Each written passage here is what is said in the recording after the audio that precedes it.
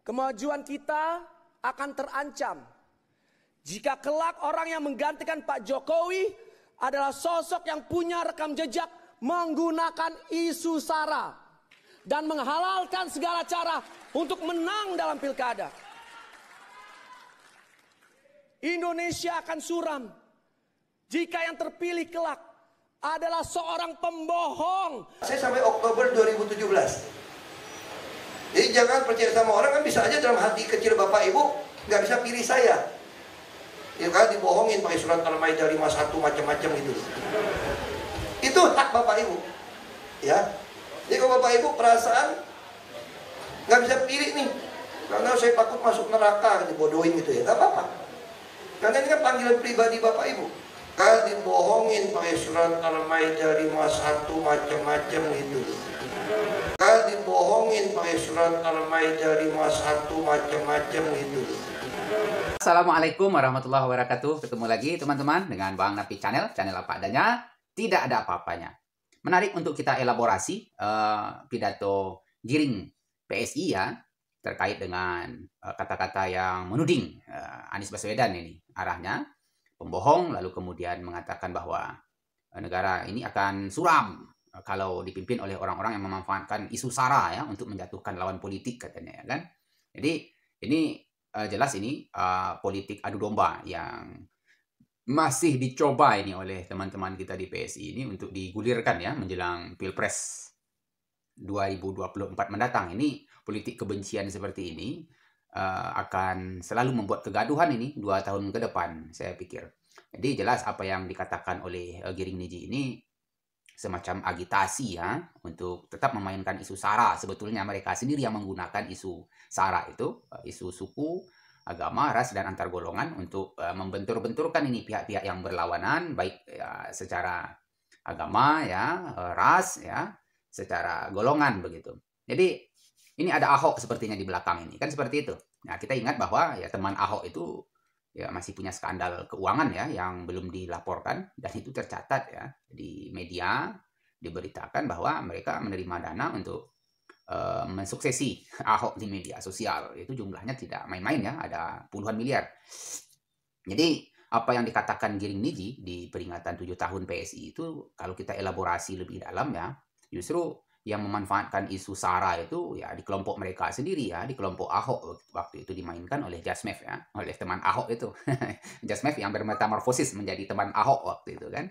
Jadi contoh kalimat yang mereka gunakan untuk membrainwash masyarakat ya, lebih baik pemimpin kafir tapi tidak korupsi daripada muslim tapi korup katanya kan, karena itu kan menstigma ya bahwa pemimpin-pemimpin Islam itu seolah-olah mereka akan koruptif begitu ya. Padahal tidak demikian, justru koruptor-koruptor yang kakap itu ya matanya sipit-sipit. Ini mohon maaf saja kita sebut, ini datanya ada ya. Sejak zaman Edi Tansil dulu kan, sampai yang kejadian kemarin. Ya, diberi karpet merah bahkan oleh negara, oleh tiap pemerintah berganti, oleh tiap rezim berganti. Jadi yang memanfaatkan isu SARA itu justru mereka sendiri ya, di kelompok mereka sendiri ya. Mereka itu kita sebut saja ya orang-orang keturunan Cina ya, keturunan Tiongkok begitu ya. Jadi supaya tidak jadi delik kita kasih tanda kutip ya. Jadi apalagi contoh kalimat yang mereka pergunakan ya soal Cinanya Ahok waktu itu kan. Ahok sendiri yang mengatakan bahwa dia double minority ya. Dia Cina kemudian dia Kristen katanya kan. Dia seorang Kristen katanya. Nah, dia sendiri yang memanfaatkan isu itu, kemudian dia kembangkan untuk ya seolah-olah menjadi kelompok yang tertindas begitu di Indonesia ya, seolah-olah umat Islam yang mayoritas ini tidak bersahabat dengan kelompok minoritas yang juga punya kesempatan yang sama diakomodir oleh undang-undang untuk menjadi kepala pemerintahan di negara ini, baik itu presiden, gubernur, wali kota dan wakil wali kota ya, bupati, wakil bupati, apapun, jadi anggota DPR juga dimanapun. Ini kan bahkan kalau kita lihat datanya ya, tidak sedikit ini orang-orang yang justru Tionghoa ya, keturunan Cina, itu jadi bupati juga ada, jadi wali kota juga ada. Bahkan yang menarik ini di pilkada tahun 2020 kemarin ya kan, ada warga keturunan Amerika ya, ada warga negara berkebangsaan ada orang Indonesia yang berkewarganegaraan Amerika jadi terpilih jadi wali kota ya, terpilih jadi bupati dia ya kan. Itu kan jadi kan tidak ada masalah, berarti ada sistem administrasi yang memang sengaja dimainkan. Nah, perkara dengan SARA yang dikatakan oleh Giring Niji itu, jadi Ahok itu dia lompat pagar, bro. Ya, dia lompat pagar, dia memanfaatkan mengutip-ngutip ayat yang menjadi keyakinan dalam agama orang, dalam kitab ajaran agama orang, kitab syariat orang, ya untuk menuding bahwa umat Islam itu dia bodoh-bodohi begitu kan, menuding.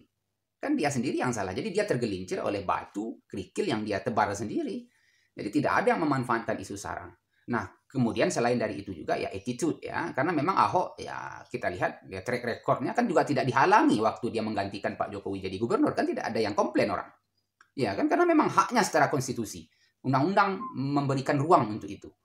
Ya, jadi menggantikan Pak Jokowi waktu itu dia jadi wakil gubernur. Kemudian Pak Jokowi terpilih jadi presiden. Kan tidak ada orang yang komplain dia jadi gubernur. Artinya dia sudah pernah jadi kepala pemerintahan di Indonesia. Nah, kalau kemudian dia terganjal ya dengan omongannya sendiri, itu salah dia ya kan. Kenapa lompat pagar? Ya memanfaatkan agama orang untuk ajaran agama orang, ayat-ayat agama orang untuk menggoblok-goblokkan orang. Ya kan dia sendiri yang salah. Apa salahnya dia selain itu yang kejadian di Pulau Seribu itu juga dia berbicara dalam kapasitasnya sebagai kepala daerah ya, bukan sebagai bukan sebagai pemandu agama ya, bukan sebagai ustadz begitu kan, bukan sebagai pembina rohani begitu kan.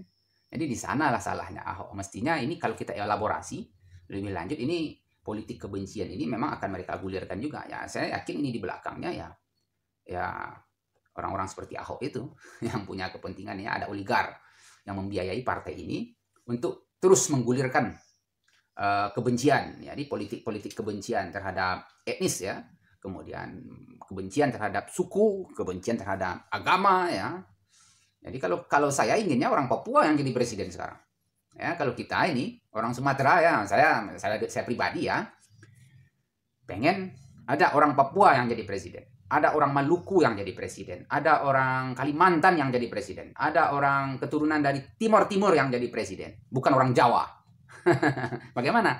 Apakah saya benci dengan Jawa? Tidak seperti itu ceritanya. Jadi kita ingin memberikan kesempatan dan ruang yang sama, hanya saja jangan memanfaatkan politik kebencian terhadap agama itu menjadi peluru ya, menjadi senjata untuk kemudian dimanfaatkan untuk menghancurkan kerukunan antar umat beragama, antar suku ya kan.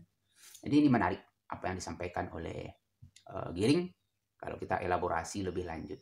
Jadi akan membuka boroknya sendiri ya, karena mereka sendiri yang memanfaatkan situasi ini untuk bagaimana masyarakat ini terus berisik, ribut, gaduh begitu kan. Demikian teman-teman. Assalamualaikum warahmatullahi wabarakatuh.